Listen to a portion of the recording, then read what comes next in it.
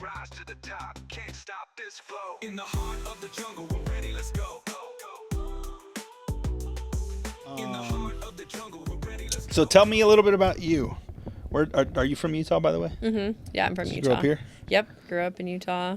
Not born in Germany, but only lived there for a few months. So. Oh, you're German? Uh-huh. Yeah, my mom's German. Oh, dang. Yeah. How did you guys come out here then?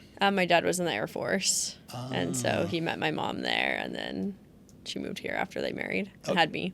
Oh, okay. Yeah. Have you gone back to Germany at all? Only since I was a kid, but I do want to go back soon. Yeah. Are you technically a dual citizen, or they waited that long? Yeah, I have dual citizenship. How does that even work?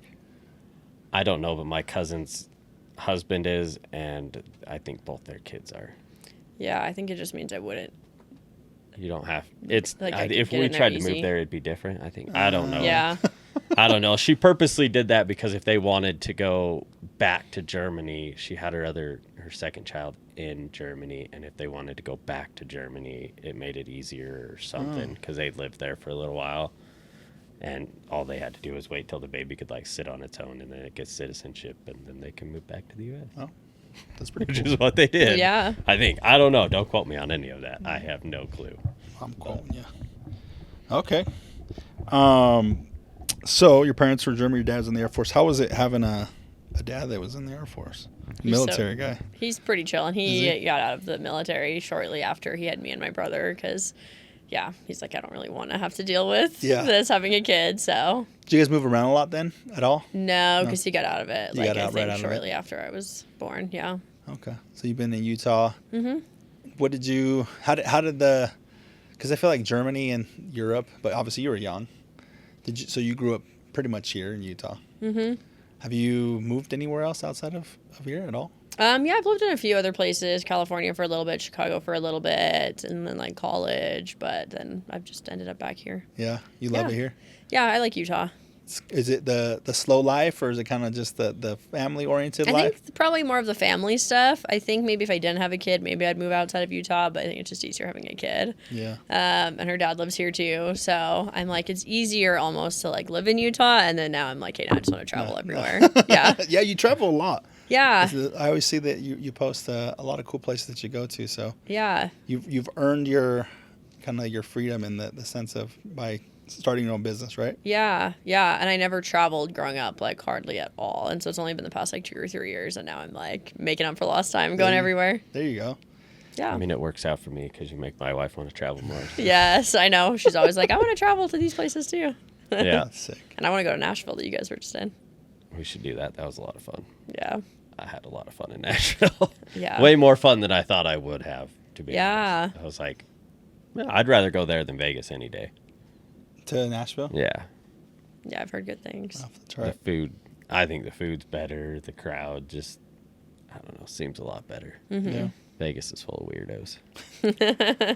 I was that weirdo once. Not me. Yeah. I don't like With Vegas. you, so let's talk about, so you have your own business. Mm-hmm. So tell me a little bit about that. Have you always been more of on the entrepreneurial side, or have you? Not really. I'm No? usually like a safety, don't take risks. Like that's normally how I operate. Always knew I wanted to be a therapist since I was young.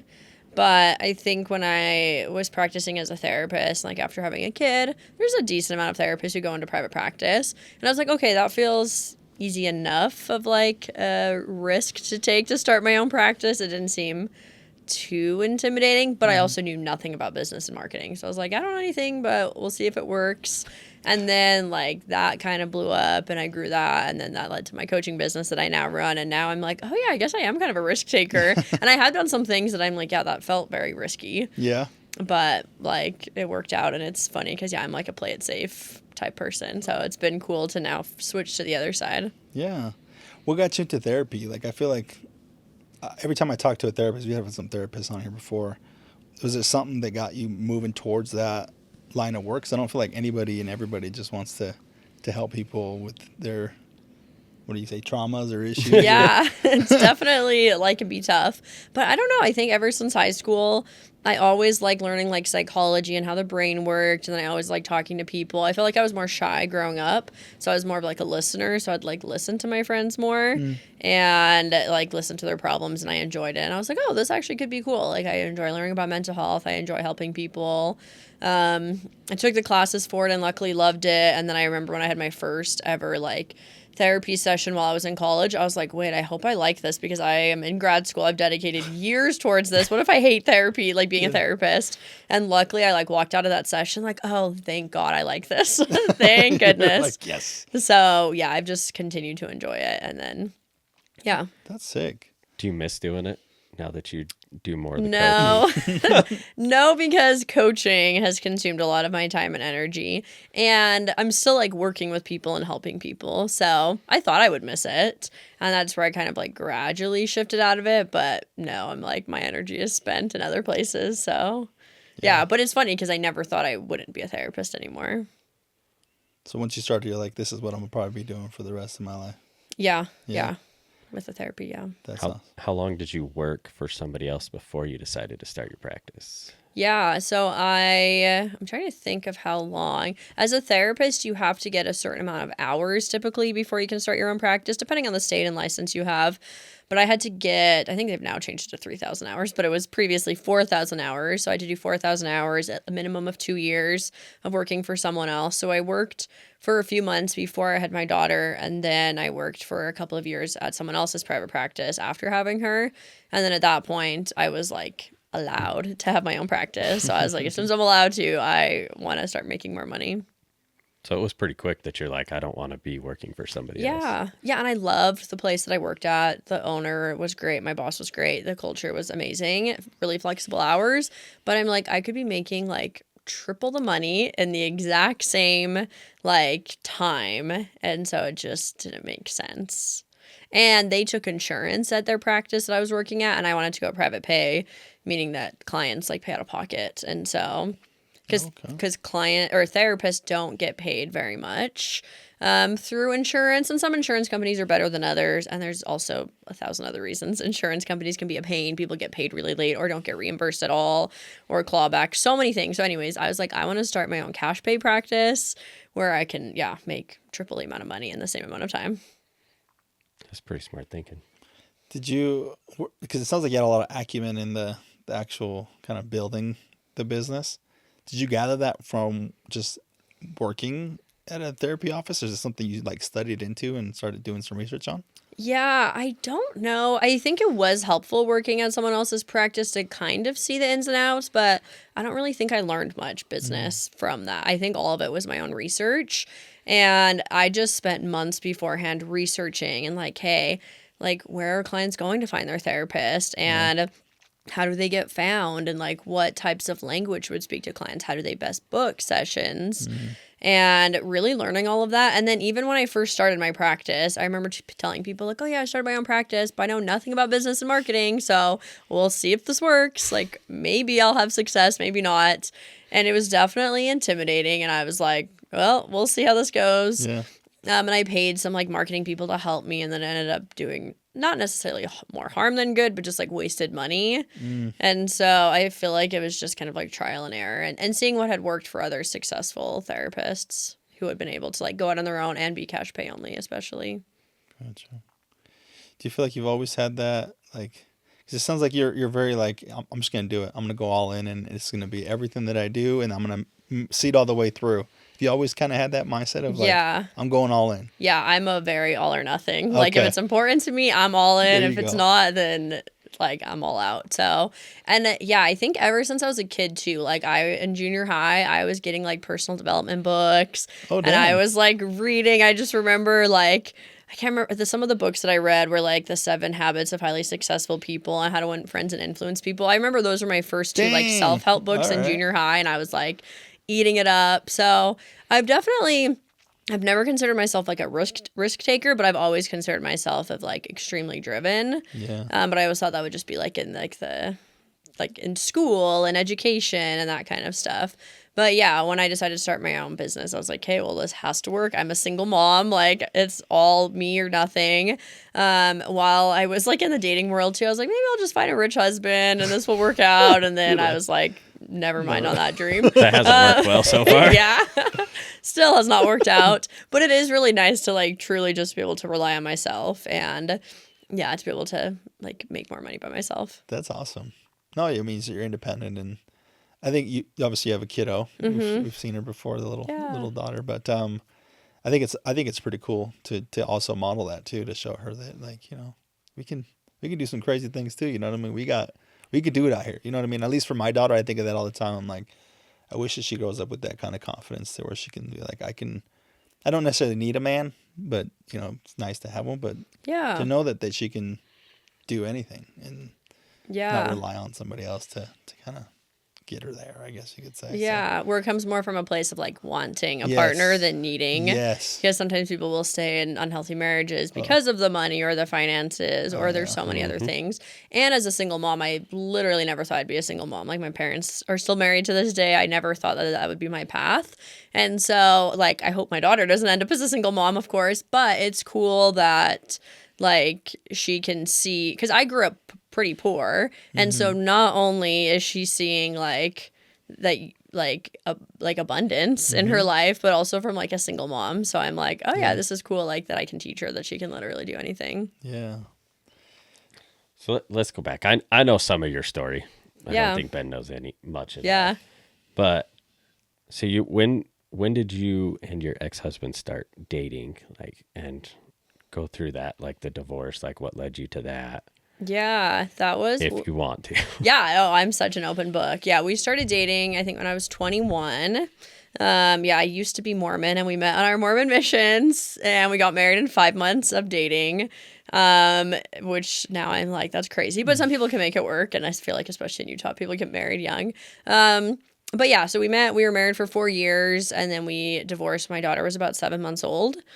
And there wasn't any like crazy things happening. I think we both realized we're not a good match. We got married super young before we even knew who ourselves were, let alone someone else. And yeah, I'm like super grateful it all unfolded the way that it did. It was like obviously hard because I'm like, wait, we have a kid together. Like, how is this going to work? But yeah, like we're just very different people at the end of the day. But yeah, we were married for 4 years. And now you're not in the church anymore. Yes, left behind Mormonism as well. How did that play? Because I know you've talked about like depression. Like, where did that start, or when did that come in? The depression that I felt with, or the church stuff? The depression, not the church. Okay, I mean, yeah, I had a really severe mental health crisis for like a full-blown year. I want to say that was right before I started my practice, actually. So I'd already been like researching, I'm going to start my own private practice. I'm going to do this. This is when I can. And it was actually 2 months prior to that my mental health just tanked. And there, like looking back, I'm like, hey, there were a lot of like life events that led up to that, and like hormonal stuff and like nervous system dysregulation type stuff. But yeah, all of a sudden I'd never had a panic attack in my whole life. I suddenly was having panic attacks, which I didn't even know what it was. One of them actually took me to the ER right after finishing a half marathon, because I was like, I feel like I'm dying, or I'm losing my mind, or I'm getting schizophrenia, or like something crazy. And everyone was like, you're not getting schizophrenia, or like, you're fine, you're not dying. Anyways, so the panic attack started the same time I started having a lot of intrusive thoughts, and the same time that I had pretty severe depression.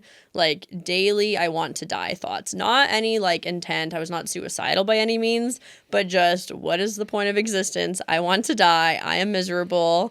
And when I went to the ER, it was funny. It was right after I finished my half marathon, and I think it's because I was like trying to get on some meds to like help the severe anxiety, and then the meds temporarily made it worse, and so I had a huge panic attack. Anyways, I'm at the ER, my parents like brought me, and I'm like telling the nurses there, or like whoever was like questioning me, I was like, yeah, it's funny because I'm a therapist, I'm actually think I'm starting my own practice in a couple months, but I can't keep my own mental health together right now. So, and they were all so nice, and they're like, this happens to lots of people, like you'll be fine. But yeah, it's like funny looking back that I was just dying inside, and I was that way for a full year. Once I got off gluten and dairy, it actually like 80 to 90% of it went away. I would say some of it was just probably like stored trauma and emotions from the trauma of that year, because it was such a terrible year for me.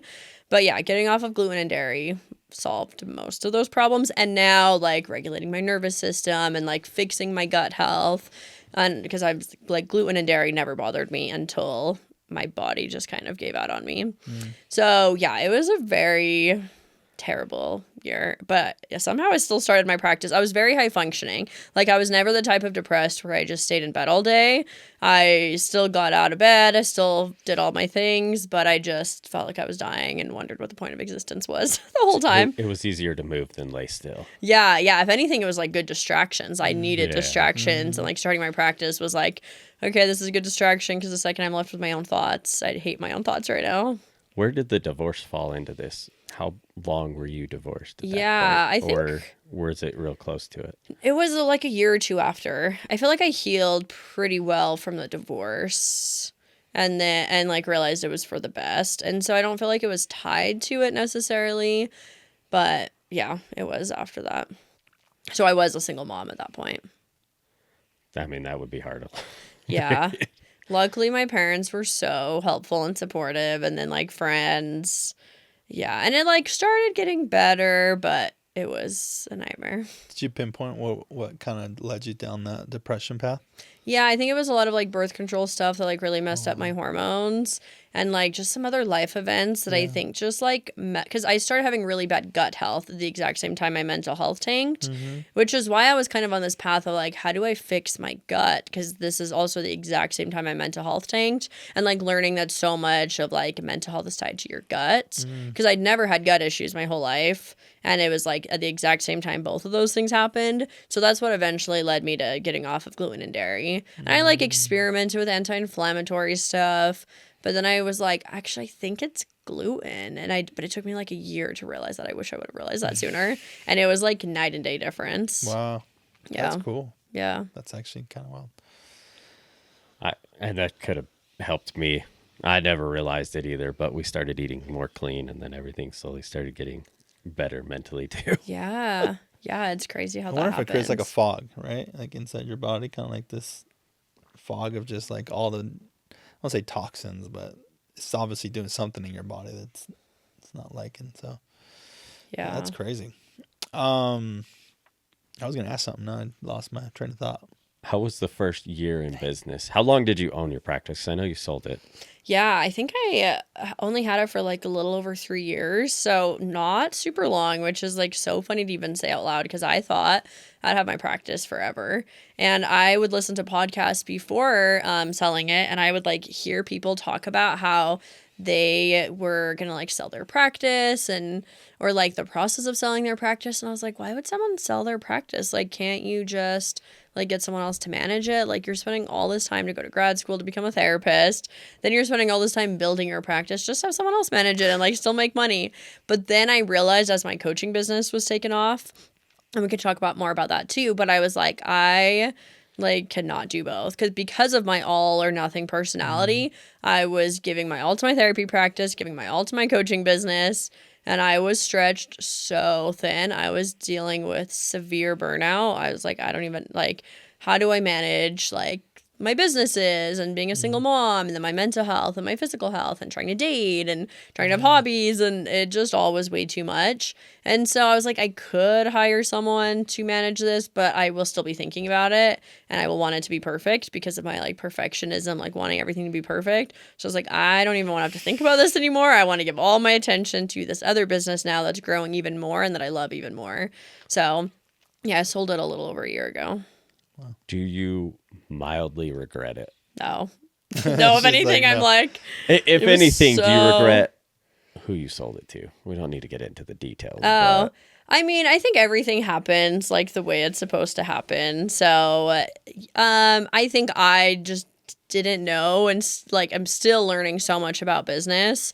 But yeah, I feel like at the end of the day, like I did what I felt like was best at the time, and I think it was all worked out the way it's supposed to. But yeah, I feel like there's been a lot of learning lessons for sure, and let's like journey of entrepreneurship.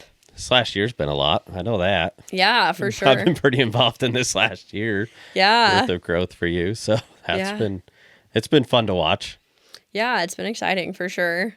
I don't know that exciting's quite the word I would use. Oh, I guess which part? Yeah. All of it. Yeah. Between I've had some crazy parts of my life this Yeah, past year those and some parts. amazing, beautiful parts. Yeah. So yeah, it depends on which part of my life. Yeah, business has been phenomenal. Definitely still like I feel like recovering from like some burnout and working too much, but now I have so many better systems in place that way. But yeah, my dating life has been crazy this year. But the growth through it though has been yeah. the most inspiring part of it for me. Just Yeah. through relearning everything that you had to like do and go through between the dating and like re-getting the business and seeing you like refocus on it and you being so proud of it. It's awesome. Yeah, thank It's you. been awesome to watch and be more sidelined, just hearing some of it. So it's been awesome to watch it all. So Thank you. be proud Yeah. of that. I appreciate it. It's definitely been quite the journey, but exciting overall. How was your first year owning your practice? Did it like boom pretty quick or was it scary for a while? I think about the first 9 weeks were like painfully slow. And I was like, oh my gosh, like, I don't know if I necessarily thought I made a mistake, but it was just like the uncertainty. And I think that's one of the hardest parts about business ownership is you're not getting like a guaranteed paycheck anymore. It's very uncertain. And so it was very slow, but luckily I had a very small handful of clients who followed me from my last practice to my current practice, like to when I started my own. Not a ton because they were using their insurance and then they were going to have to pay out of pocket. So a small handful, like enough for like some safety, but then some of them were like graduating therapy and I was like, okay, I really need to like start making more money. And then I think in the first 9 weeks, I got like a couple new clients, but it was very like, okay, like when's this gonna happen? And like I just remember like researching and panicking and like, what else do I need to be doing? And like I grew my practice from getting found on Google. So I just remember like Googling like therapists near me and like what's coming up on Google and how do I get to the top of Google and like maybe I need to change my niche, maybe I need to change my price and all the panic. So yeah, first 9 weeks were painfully slow. And then all of a sudden it just blew up. Like one call here and then 2 calls the next week and then like 3 calls, like, and not necessarily in that order, but that's kind of how it was, where it was like slow. And then all of a sudden it was really fast, all pretty quickly. And then I filled up because I only wanted like 15 to 18 clients a week max. I didn't want any more than 18 a week. And so at 4 months of starting my practice is when I hit that like 18 clients a week. Wow. And so it blew up. And then at that point, it's like, okay, I can be turning people away or I could like take more on myself too, which I was like, I definitely don't want more on myself. I want to be with my daughter. So then the other option was to hire. And that was also, I was like, I've never hired someone. I don't know how to like hire. So that felt intimidating too, for sure. But I did start hiring and I started hiring quickly. The first person, I hired 2 people at once. One of them who was in person, she filled up with like 20 to 25 clients a week in 3 months. And she also had like a small handful of clients follow her. Not a ton. Like most of those came from me, but some of them came from herself, but most came from me. And then we also had another therapist who was virtual only, and that can sometimes take a little bit longer to fill up, but she filled up, and then I started hiring more and more, and then I hired, over the course of the next year, I hired 6 other therapists. Wow. And we just like kept getting clients, and it like kept growing, and I hired an assistant to like help me. And yeah, it was exciting. Like, yeah, I'm definitely like, I didn't know what I was doing and it was cool. And yeah, looking back, I'm like, oh yeah, I for sure would have done like something slightly differently. But the thing I knew how to do was get clients and get them quick and like get them scheduled. Because then we started getting, I think we were getting like 5 to 10 new clients every single week at our practice. Dang. And there were 2 weeks where we got 12 clients and 1 week where we got 14 clients in our practice. And all of them were like scheduled, full fee, like Wow. it was crazy. So yeah, it definitely just kind of like blew up, which was exciting. That's so cool. Yeah. You when you talk, I feel like you're very like, you know exactly what you're going for. You're a go-getter. And you were even talking when you were younger that you were picking up, How to Win Friends and Influence People and all these other books. But you also said that you grew up poor. Mm-hmm. Where did that come from? Like, where did you get that modeled? Where did you catch it? Where did you make that switch? Yeah, I don't know. I feel like I'm like an anomaly in my family where, I mean, my parents are great and I love them, but I was just very driven from a young age. I don't necessarily know where that came from because, yeah, like my parents, super loving home environment, super great. But yeah, we were definitely like pretty poor, especially when I was younger. Money has always been a source of stress and is still a source of huge stress for my parents. But I don't know. I think I just always had this determination. I always wanted to be the best at everything. I remember in classes, like when you had to like memorize things, I was always wanting to be the first one to memorize it. I was always wanting to win competitions. Just deeply competitive. Are you competitive? I was gonna say deeply. Okay. Yeah. And also I really just like to learn too. Like I think I just really like to learn. Like I remember in this, so I would get my self-help books, but I also would just get like fun fiction books. And in the summer, especially, we'd go to the library and I would get a stack of books like No way. probably like this big. Like every time we went to the library and I was just reading like one a day. And those were like just like fun, dumb books to read. But yeah, so I think I just always like to read and learn. And like also I was doing all the kid stuff too. Yeah. But I think if I was like bored and like, okay, I'm sick of watching TV, I'm sick of hanging outside with friends, like then I just like to learn. And I've always kind of been that way. You're the kind of the you just want to learn and learn more and more and more. Yeah, and I have a really hard time sitting still or like just not doing much. That was another thing. Like my family is so content to just like be chill, and I'm always like, no, let's go somewhere. Let's go do something. I want to go work out, and I've always liked working out. And I've always just like sitting still is not my favorite thing. Yeah. Like I know how to relax and enjoy myself, but I was always wanting to do more, learn more, be more, even if it was just fun stuff. Yeah. How did you flip that switch? Because I can definitely relate to that dynamic, right? Where most families are like that, chill, sit on the TV, watch TV, kind of monotonous, kind of day to day, week in week out kind of life. But it didn't sound like you are that way. Where was it that like, you're just like, I'm not gonna settle for this, and not to say that there's anything wrong with that life, but obviously for you, you're like, I'm not gonna be that way. I'm gonna do something a little different. How did you get out of that? Because I feel like there's also this period of time where you can even learn. You're like, I've been in these periods where I've wanted to learn a lot, so I like to learn a lot of different things. But it's also can be a period where you just, what we've heard is like knowledge or success zombie, where you're like taking all this information in and you're actually not moving. You're not doing anything. And you found a way to do something with all that knowledge. You've started your own private practice. You started your own coaching business.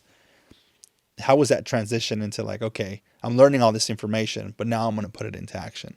Yeah, I think, and I don't know, like, I think that there's some people who, come up with so many different ideas and then it's like feels overwhelming to like do anything with it, which I think is how a lot of people are. And I think kind of like the ADHD brain can be that way. And sometimes I'm like, I feel like I have ADHD in the sense that like I can't sit still, but like I'm very like focused. Like I come up with an idea and I just focus on that one idea. So I think that's helped. I do remember a time in like junior high learning more about like college and different options and just being like, yeah, like I'm doing really well in school, so I'm going to make more money than my parents who like didn't really like, they didn't go to college. No one in my family had like really gone to college, minus I think like an uncle of ours. But other than that, like it just wasn't super common. And I was like, hey, I'm going to go to college. Like I'm really good at school. I'm going to make way more money than I grew up with. I didn't think I'd be like wealthy necessarily. I thought like I would just make more than I grew up with. Yeah. And so, yeah, I think I had that in junior high where I was like, I'm going to make some good money, like maybe potentially being a therapist. We'll see how that goes. I'll be college educated. So, yeah, I definitely had that like in junior high where I was like, okay, I like the way I grew up is fine, but I don't want to be stressing about money. Yeah. Like I want to be able to like enjoy money, be able to travel, be able to live in a nice house, have a nice car, and do all those things. And I'm willing to work hard. Like I always in school would say I'm not the smartest, but I work harder than like most people, because I studied my ass off for like certain tests and stuff, where some people are like, oh, I didn't even study and I got an A. And I was like, oh, I had to like study really hard in order to get that A. Otherwise I would have flunked that test. So yeah, I think between just like working hard and then kind of having a vision for more in my life is like where that came from. And then continuing to have that vision and like making sure I think everyone's brains just work differently, and I think my brain is just like, have an idea, do it. I'm a very fast action taker. Yeah. And so I think that's helped as But well. you can talk about vision. I mean, most people don't have that, right? They don't have a vision of what they want their life to look like, right? It's kind of, you get modeled an example of what a life should look like. And sometimes they're, marriages, this can be an example that somebody has a really good marriage. Like, it sounds like your parents have a really good marriage. You can see that and be like, okay, that's what a good marriage would look like, or that's what a good relationship would look like. But then at some points, you got to kind of pick and choose. We've always heard this, right? I'm sure you've heard it too. Like, take advice from people that either doing or have done what you want to do, or they have a life that you would want to have. You can't take advice from somebody that, is living on the streets and, they're telling you to build this business or whatever. And you're like, dude, you're not even doing it yourself. Like, I don't know what you're talking about. Like, why are you telling me that? But it's cool to hear that you had a vision, even at a young age. That's like kind of weird to kind of hear from. I've always had a vision, even that it's weird that you say that. I've had a vision in we kind of told him when I was in middle school, or high schoolish. I was like, I want to have a plane by this age, and have all different things. And my friends would be like, oh yeah, okay, cool, dude, whatever. They never understood it, but we're trekking that way, hopefully. Did you have anybody in your life doing something exceptional around you? Family, friends, nothing? No, I don't. Not that I can think of. And yeah, like, we lived in like not the nicest neighborhoods. So in like apartments and different stuff, and eventually a small house. But yeah, no, like, no one that I can think of. I mean, I'm sure at school, I don't know. Yeah, I can't think of a single like wealthy person that I knew of, other than maybe of like what I would like read in a book. And I considered maybe at the time like people who were college educated as like maybe an example to look up to. But yeah, I didn't know any. See, in school, I was always like, I struggled to read. I had problems paying attention. So I was like, oh, I'm just destined. Like, at that time, I was like, oh, I'm just destined to be blue collar. And I'm like, that was some shit thinking back then. But totally, I'm glad I'm working my ways away from that. Yeah.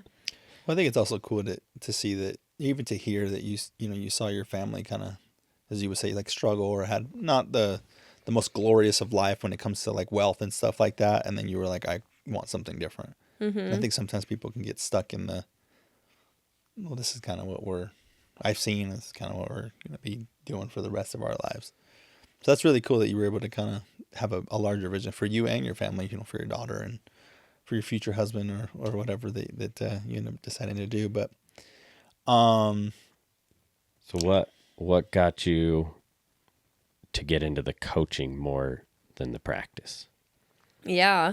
As I was growing my practice, I think, and now I like wish I remember the exact specifics, but I can't remember if this became before or after, but I guess I had a friend who I like overheard her talking at a CrossFit gym. I just overheard the word LCSW and private practice, and I'm an LCSW myself. It's like a therapy acronym. And I just was like, oh, she's talking about her own private practice, and she's an LCSW too. I'd never met her before, and she was like talking to the owner of the CrossFit gym, and I like went over there, and I was like, oh, hi, like, do you have your own private practice? Like, I have one too. I just overheard you. Sorry, I'm like overhearing your conversation. And she's like, oh no, yeah, I'm actually starting my practice in a couple of years, in a couple months.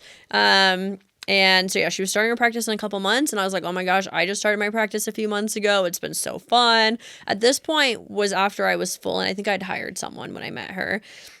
And so we kind of got to talking. She's like, oh my gosh, like, I would love to ask you questions. Like, I definitely have some questions about like what goes into it. I'm trying to decide my rate and how to market. And I was like, yeah, let's like swap numbers and meet up. So we met up a couple times. She's actually now like a really good friend of mine. But it was really fun, like being able to like help her with that.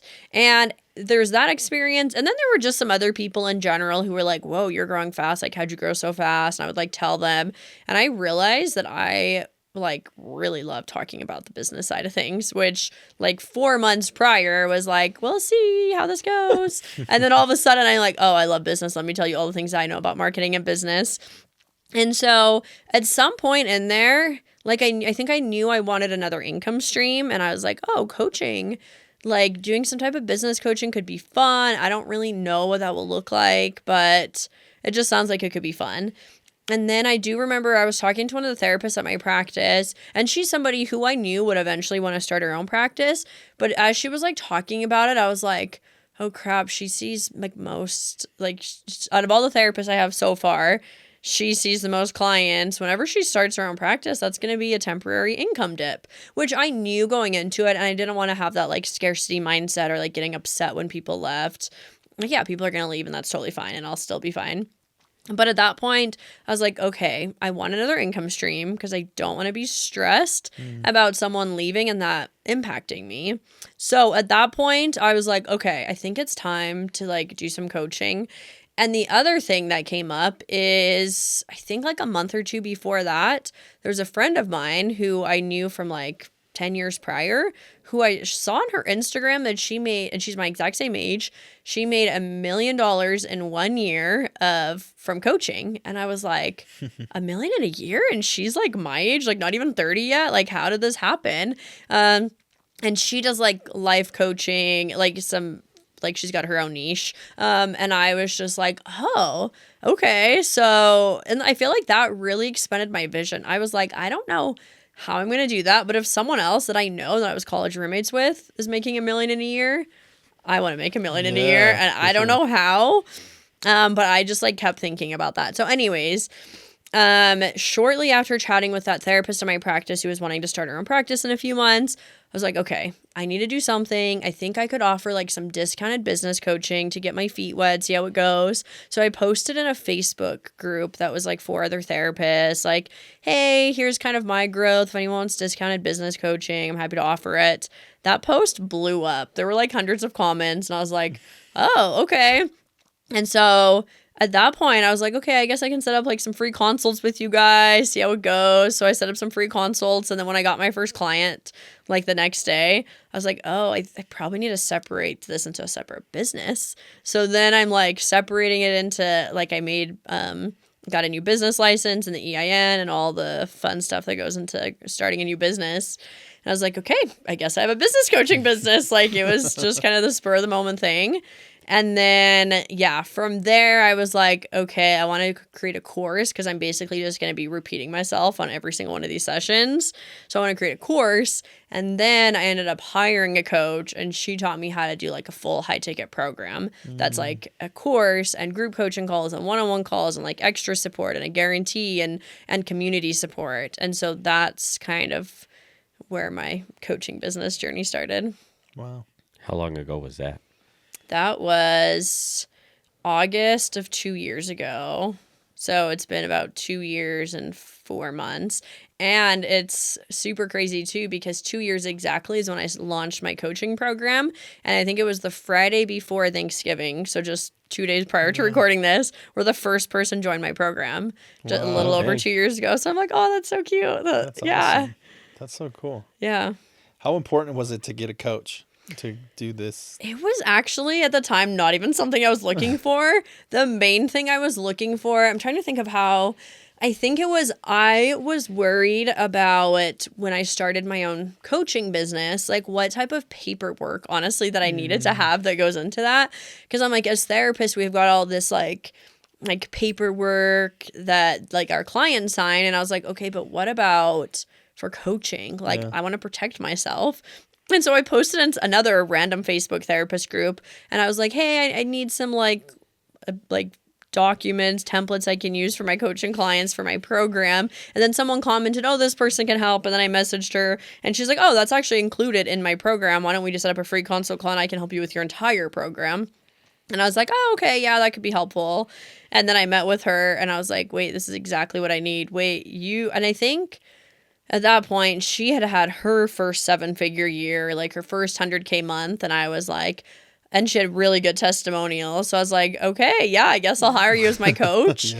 And now I'm like, oh, well, I feel like I'll always have a coach because having someone who's like been there, done that just you save so much time of like mistakes and stuff. So yeah, a coach was never on the radar or important, but now I'm like, yeah, of course. And I wish I had a coach when I started my therapy practice, is similar to what I do. And now I've hired another coach where they make 8 figures a year. And because that's like, now that I've made 7 figures in a year, now I'm like, okay, let's just keep up in the game. Yeah. So yeah, a coach is like super important, but I didn't think that I needed one at the time. Yeah. That's so cool. That's crazy. Is it Yeah. important to be like open to that? Because I feel like a lot of people are so specific guys, but we're so nervous to have somebody like help us along the journey, because it's like almost like an ego thing. Like, I got this. Like I got this myself this far. Like, did you get any of that resistance where you're like totally just like sounded like you were just looking for something else and it kind of just landed to where it landed and you're like, oh, okay, cool, I do need this. Yeah, I was definitely a little resistant. I mean, her program was going to be a few $1,000s, and I was like, I want to make sure I'm getting a return on my investment. So, yeah, it took me like a day to decide and like really trying to like look into it. And I remember I told a therapist in my practice and I told my parents how much her program was, and both of them were like, that's way too much money. And there was something in me that when they said that, I was like, screw that. I'm totally doing this program. You telling me it's too much money. Both of you guys are broke. And the therapist in my practice wasn't necessarily broke, but had a scarcity mindset over a lot of stuff. And now working at my practice, she was making good money. But I was like, 2 people with more scarcity type mindset telling me it's too much gave me even more reason to do it. I love that. And so I'm like, yeah, I'm not going to take it. I don't even know why I asked you. I don't want either of your guys's, I don't trust either of your opinions, at least in terms of business, because yeah, they didn't have the type of life that I wanted in the slightest, or like the type of mindset. Yeah. And when it comes to business. So yeah, it was definitely like a leap, but I made the return on my investment like in less than a month. So it was so well worth it. And then it helped me like significantly. Yeah. And yeah, now I'm like, I can see the ego thing, but if you like, why not learn from someone who's been there, done that, because otherwise you're just making mistakes. I spent thousands of dollars on things I didn't need when I first started my therapy practice, wasted probably hundreds of hours on things I didn't need. Then I'm like, oh, if there was just a coach I could have hired that could have prevented that, that would have been great. So I think with any business, like, yeah, I'm talking about the therapy or coaching world, but I think for any business, like, yeah, find someone who's done it and then just be willing to be consistent with it. And obviously there's the sketchy coaches out there too, or like people that, like, I would say, like, do some of like your homework, make sure it's like the right fit. But yeah, definitely glad that I did it. And I'm glad you also reassured my wife to do it. So. Yeah. It's funny because she texted me about like, I need to pull the trigger on this coaching program, but I'm not sure. The exact same weekend that another friend was like wanting to join this coaching program. So I had 2 people at once wanting to spend like thousands on this coaching program, completely separate programs. And they were both like, oh, this is scary. Like, should I do it? But they know that I've done that kind of stuff. And so it was fun being able to tell both of them like, yes, do it. They'll save you so much time and money.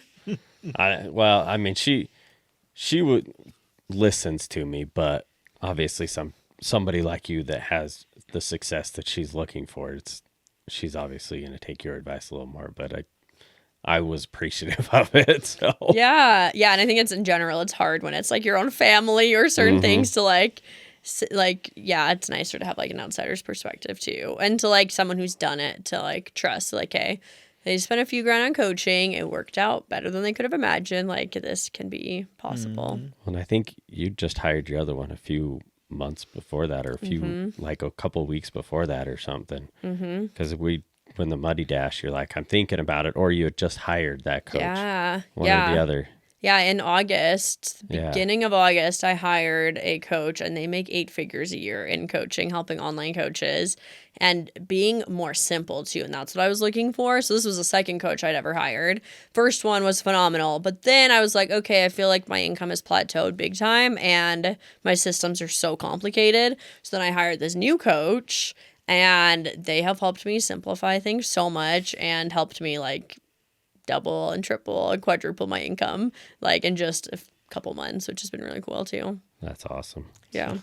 I remember you telling me about that when we were going up to do the Muddy Yeah, Dash. yeah. I think I must have just hired them or was about to. No, Yeah. I think I must have already done it because whenever I had the call with them, I was like the easiest sale. I was like, they literally could have told me their program was like 40 or 50 grand. It wasn't, but I would have done it. like, It okay. wasn't. You told me that, actually. Yeah. You did tell us that you're like, I'd have paid more than that. You're like, when she told me the price, you're like, here's my card. Yeah, I'm like, You're like, I can't give it thank to you God. fast enough.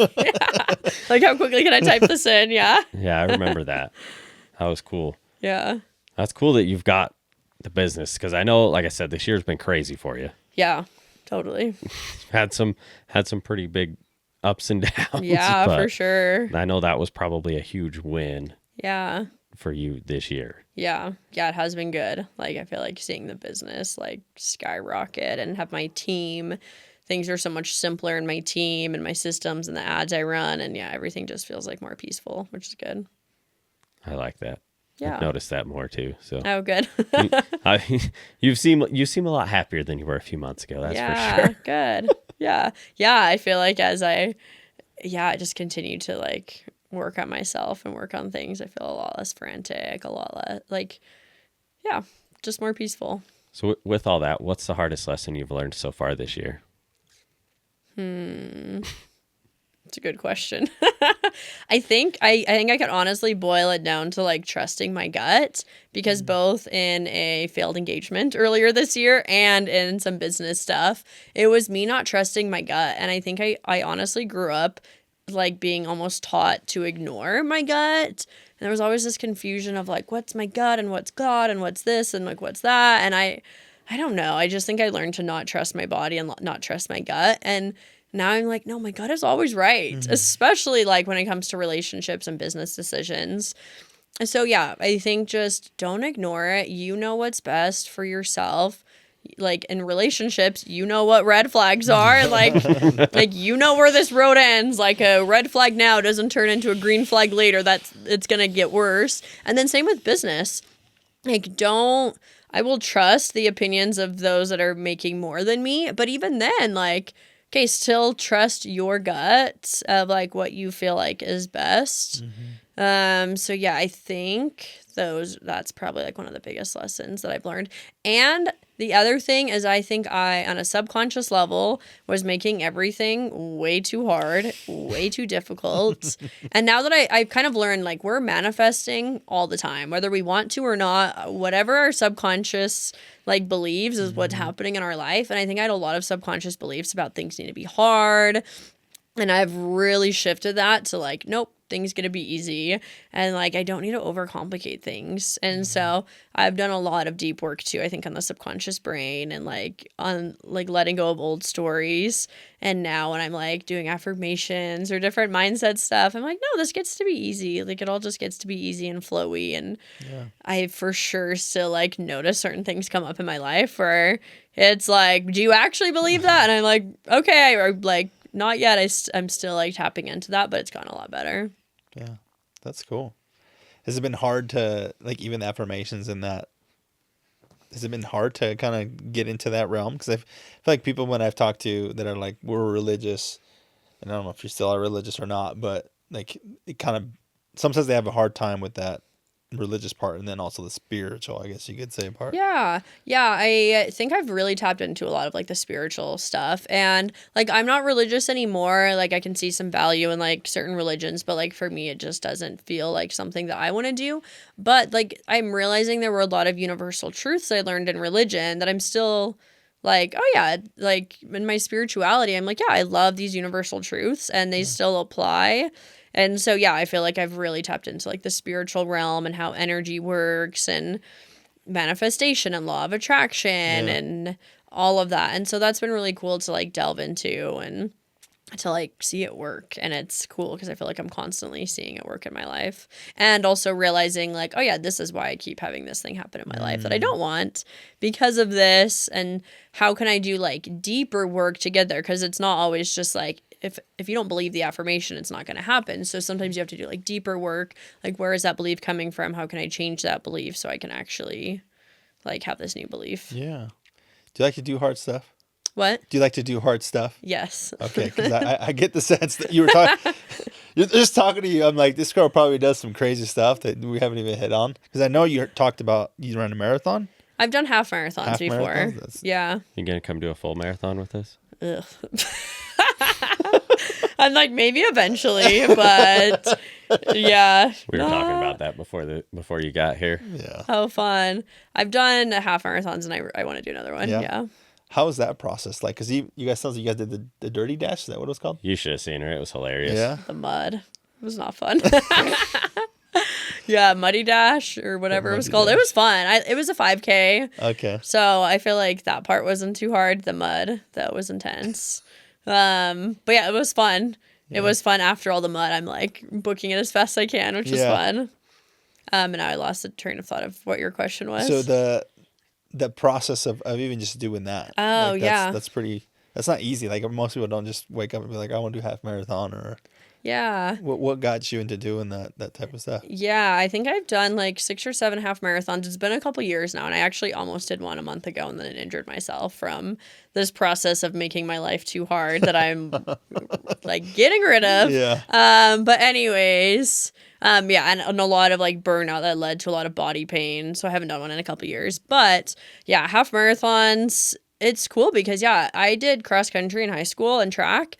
And the most I'd ever run is 3 miles. And those were hard. Like, I remember being like, this is brutal. Like, I was dead by the end of it. I honestly hated like the races, but I liked sprinting and track. And then like a few years later, like some family was going to do a half marathon. And I was like, okay, maybe, but I've never run more than 3 miles. How am I supposed to run? What is it? 13 miles? Yeah. Yeah. And so I was like, but like, it's just one step at a time. You go to 3 miles, to 4, to 5, to 6, to 7, to 8, and your body just gets used to it. Yeah. And I think that's how everything is. Like anything that seems hard, like, and I talk about this with business ownership too. Like you're at the bottom of the mountain, you look at the top and you're like, I will never get there. And a lot of times that's what keeps people from like even starting. Or like giving up within the first, a little bit. But I think I just, have that like, grit to like, okay, keep going, even though this sucks, even though this is hard, even though this is really unknown. As long as you can like trust the process, then it becomes easier. Yeah, I love that. That's cool. That I can't imagine. Yeah, we were literally just talking about that. We're like, we should do a marathon, but maybe we should start at half. Or go all in, do full. I mean, we probably should have started at 18-mile walk or something, and we just went to full 36. So Yeah, you guys crushed it I on think your I walk. think we'll do a marathon. Yeah, might as that well. was a lot of mind, though. I was just making sure, Yeah. using the right words. And I talked about this, and I'm sure you're like, you're going to try this, but you're like, no, I'm going to do this. Yeah. You don't really let yourself, it sounds like, use the word try. Like, oh, I'm going to try to start a business. You're like, no, I'm just going to do it. Mm-hmm. And that was what it was. I wasn't going to try to do it. I was going to do it. Yeah. And it was not freaking easy at a certain point, but Yeah, literally once you like set your mind to something and like you firmly believe you're going to do it no matter what, like there's somehow it happens. Like where there's a will, there's a way, and you make it happen. And I think for anything in life, whether it's like fitness stuff, business stuff, relationship, whatever it is, if you have that mentality of like, I'm going to do this, then like that's where people like see the success. Yeah. So I just want to clear something up. So you're simplifying things, but you're still doing the hard work in the back end to make it simple. Mm-hmm. I just don't want people to think that everything you're just making it your easy road. No, you're doing a lot of work. You're just making it simpler for everybody else. Yeah. Yeah. I think I've simplified like systems. Like, for instance, I used to get found on Facebook and TikTok and like my email list and all of that. And now it's like, let's just focus on Instagram. And, I used to do free live trainings and freebies and all this stuff. And now it's like, let's just focus on Instagram ads and like a simple DM sequence that I've like hired someone to help me with as well. Or my ads, instead of doing all of these like chaotic, like here's this free guide and this $10 thing and here's this thing and these low ticket funnels, it's now all just DM me to basically book a free call to learn more about my program. So stuff in that sense has just gone a lot simpler. And then, with like my team, I think like creating more simple processes. So it's definitely like work to get there. And then obviously there's the maintenance of like all the people that I'm hiring, but it's also, I feel like my process of doing that is all so much easier, and it doesn't have to be hard. Like it's going to take work, but it doesn't have to be like this messy, complicated system.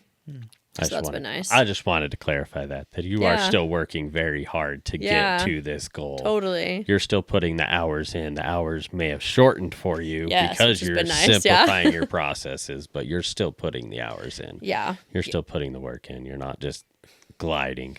Yeah. Yeah, for a hot minute there, well, not for a hot minute, for like 2 full years, I was working every single weekend, every single evening that I put my daughter to bed, and then obviously like during the day when I was able to, as well. And like, yeah, I was just exhausted. And like in the beginning stages of building my coaching business, I put travel on pause for like 8 months. I was like, I'm not going anywhere. I'm not doing anything. I said no to friends for a while. I actually, ever since high school, I'd gone to the gym extremely consistently, minus like 6 weeks of having a baby. But I went to the gym until I was like almost giving birth. I went 6 weeks after. I was always going. I stopped going to the gym for probably like 8-9 months. And I'd never done that in my life. But I was like, I physically don't have the time. And when I do go, I keep hurting myself. So what's the point? And like, that's how extreme I got. But I mean, it's allowed me now to make a lot of money to like, I wouldn't say I regret it. Obviously, I'm like, okay, there are some ways where you can grow a business without burning out as much as I did, but it was all a learning lesson. And now I'm like able to have more free time. I was like, oh, I went to the gym 5 days this week, like, and I didn't injure myself. This is new. And honestly, my body has felt a lot like calmer and more relaxed since like simplifying a lot of the things that I have been doing. So you delay gratified a lot. It sounds like during that growth period. Totally, a ton. Because I don't ever want people to see like my quick success as like it was just like handed to me. It's like no, I was working extremely hard. Yeah, you busted tail out for sure. Yeah, and that's just what I wanted to get across was that you worked extremely hard. Because I mean, like I said, I've heard stories, you know, and watched you for a little while and how hard you work. You know, you might not be as consistent at the gym, but you're very consistent at making sure your business is getting stuff done and getting what it needs done. Yeah. And using your time wisely. Yeah. And I think at certain periods in life, you just like prioritize like different things a little bit, and that's okay. Because I never want it to be, and I never say, at least I hope I don't say this, like, I don't have time for that. It's no, I'm choosing to prioritize this. Like when people say I don't have time for something, I used to say that all the time, but now it's like, no, I'm just not making that a priority right now. I am not making the time for that thing. And I was very conscious that I was not making the time to be at the gym as much as I was used to. And then that was okay. And now I'm able to do that again, which has been great. But yeah, instead of like, I don't have time for this, it's like, no, it's okay to prioritize certain things at certain periods of your life. That's something how I think hard a was lot that of people though? miss. Because I feel like a lot of people, they saying no to the family member or the friends that like, hey, I'm focusing. I'm sometimes you lose a lot of friends, at least in my experience. I lost a lot of friends because those no's like, I can't, not that I can't, I don't want to do that because I know that will distract me from what I'm trying to do. Yeah. Is that hard for you to kind of lose? Definitely. Yeah, I think it was definitely hard. I mean, in some ways, like, luckily I loved growing my business and I still do. So that helps it where like it's enjoyable for the most part. But yeah, I mean, it definitely, I was even thinking about this the other day. I was like, I used to do stuff with friends all the time. And I think part of it is like, I've chosen to like prioritize certain friendships over others. Yeah, there's definitely some hard parts to it. And like now I'm coming out the other end and I'm like, okay, this like feels really good. But yeah, it's hard. But when your vision is so big, then it just becomes like a no-brainer of like, no, I know what I'm growing and I know what this is going to allow me to do in my life. So it became worth it. I love that. You learned some of those lessons this year, didn't you? The saying no to people and kind of growing away from people. Yeah. Yeah. I feel like in a lot of ways, like certain friends that were either like just keeping me really small or like, I mean, I think in both a relationship and some friendships where I felt like I was getting used a little bit and not obviously loving that. And I kind of like cutting out my like people pleasing mentality and like setting harder boundaries. So I for sure learned some lessons of like and I never thought I'd be like the type of person to like be used for like my money or something. And so I'm like, that's still such a strange thought. Or yeah, just people who like, I think a lot of drama. Like I had some drama friendships and I'm like, I love reality TV, but I want drama at a distance, not in my own life. Yeah. So yeah, I think also friends who were like draining and yeah, just not something I like wanted in my life for sure. Yeah, I can. Those are We hard can to all get agree away- to that. Yeah, for sure. Yeah. Those can be hard to get away from too. Yeah. Very hard to get away from. Yeah. Was it obviously you had the daughter, and was it easy to just use her as motivation and not as, because people sometimes use their kids as an excuse, especially being a single mother. Was it easy to just be like, you know what, I'm doing this, working weekends, not, I'm sure that she wasn't around you all the time, and those are hard at being from a split relationship as well, and sharing the kid and going back and forth. And how did you overcome that mentally? Just be like, I'm digging in, I'm doing this for the right reason, I'm going to gain my time back. Like, how was that process? Yeah. Yeah, definitely like she's the reason I feel like I do everything that I do. And like she's always my number one priority in life. Then I think right below that is like my business. And so like when I didn't have her, whenever she was with her dad, I was working, or when she was in bed, I was working, or when she was like with the nanny during the day. Now, while she's in kindergarten, I've like had to be really strategic about when I work, and yeah, I feel like she's totally like my motivator for everything, and I just want her to grow up being like, anything that you want, you can literally achieve, because I wasn't taught that growing up in any way, shape, or form. And like now I've kind of landed on that, and I'm like, oh yeah, you really can create anything you want. But I'm like, I wonder how what she's gonna do with her life, because we're actually very similar personalities, and like it's cool being able to teach her at a young age like you can do anything you want. And like I feel like she's gonna Just rock. yeah, I'm like, I don't know what she's got in store, but her personality she's very similar to me. We're both Virgos and like the organized planner, but she's also very smart, good at like, yeah, I'm excited for her. And she's way more outgoing than I was, because I was painfully shy as a kid, and she is the exact opposite. So it's been cool to like see her. She is adorable. Yeah, she's fun. Well, congratulations. That's so cool. Anytime that, we can give somebody flowers, I can give you flowers. And that's awesome that you do that for her, but also for yourself. And it sounds like you're setting a great example for her. And so that's awesome. That's so cool. Thank you. Her daughter's pretty fun. Yeah. She's cool. She was shy the first time she met me, but she sat next to me while you were getting your lashes done, and me and her just talked the whole time. She was adorable. She will chat people's ear Now off. She's so funny. Now she's not as shy, and it's a lot of fun to watch her. Yeah, she's funny. She's adorable. That's cute. That's cute. She's done a good job raising her, so Oh, thank you. building the business. And so we usually end with the challenge, unless you got anything else, or anything else you want to talk about. Talk about your book first. What inspired you to write a book? Yeah. So it's funny because when I was a kid, I really wanted to be an author, and my favorite book series when I was a kid was the Babysitter's Club series. And so I actually wrote my own version of the Babysitter's Club as a kid. It was like 120 pages long. I just would write it in my notebook, and I was like, I'm going to be an author. And I was on this author kick. I think this was in junior high, because I think it was like 10th grade when I wanted to be a therapist or something. But yeah, I wanted to be an author ever since I was little. I really liked writing. I always liked English classes. And then I just got busy in college and grad school and being a therapist and growing businesses, that like the thought of being an author was just kind of out the window. And then I'm trying to think what prompted it. My first coach that I hired, she came out with her own book. So I think just kind of seeing like, okay, it's possible. And my whole book, it's called The Wealthy Therapist. And it's basically like teaching therapists all the same stuff I like teach them in their program, in my program, obviously at a much higher level overview, and it's sharing a lot of like my personal story. So a lot of things that we covered today, I cover in the book. And I guess the other thing in the book is therapists are very much taught like, you're not going into this field to make much money. You might be broke for ever, and that's Wow. okay, but you're here to help people. Like, I think first day of grad school, that's what we were taught. And I think most people, it's like, yeah, you didn't go into this field for money, but it's okay because you got to help so many people.